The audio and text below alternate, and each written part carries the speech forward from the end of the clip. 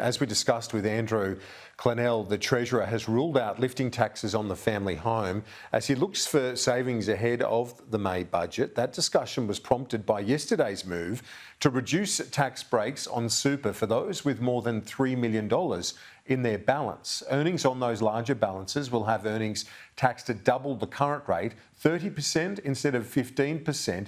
That's from July 2025.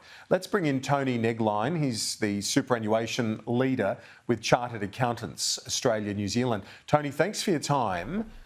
Chartered Accountants, you're saying you support greater equity in the system, but this is not the way to go about it. Can you explain your view to our viewers?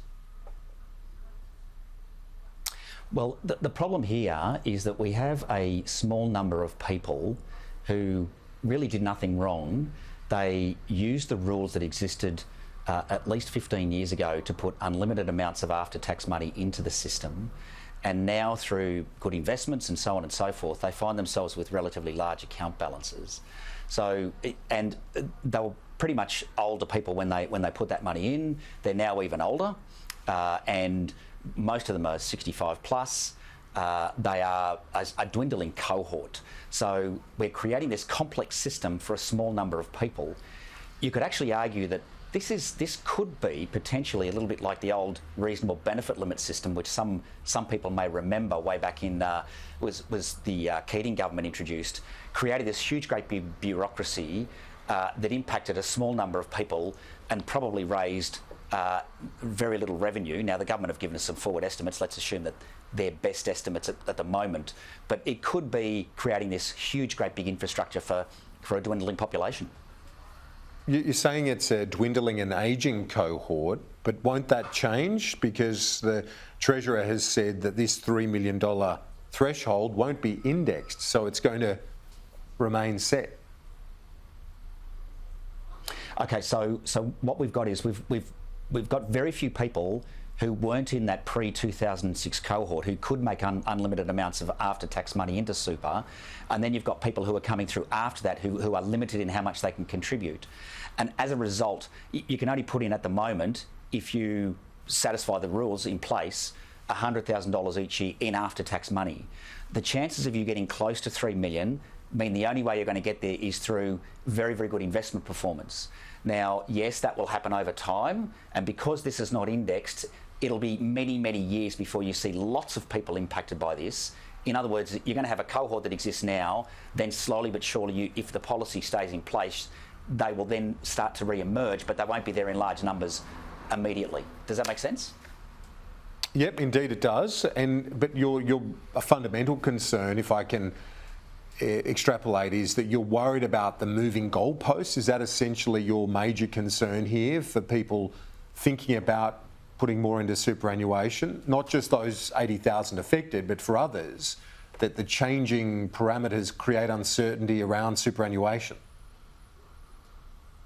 Well, there's that added complexity. So you will have a cohort of people. So let's put to one side the 80,000 people. They will be sitting down thinking about what they've got to do. We now have other people who are sitting there saying, okay, well, it's the richer people who are impacted. Maybe I'm next. Maybe how will it do? So in other words, I'll be sitting there saying, okay, what are the risks to me if I put the money in super and then the goalposts for me are moved? Maybe I might be better off to invest somewhere else. So they'll be sitting down with their advisors, if they have tax advisors and such as accountants and financial planners and so on. They'll be sitting down with them and saying, okay, what exactly should I be doing? What are the pros and cons?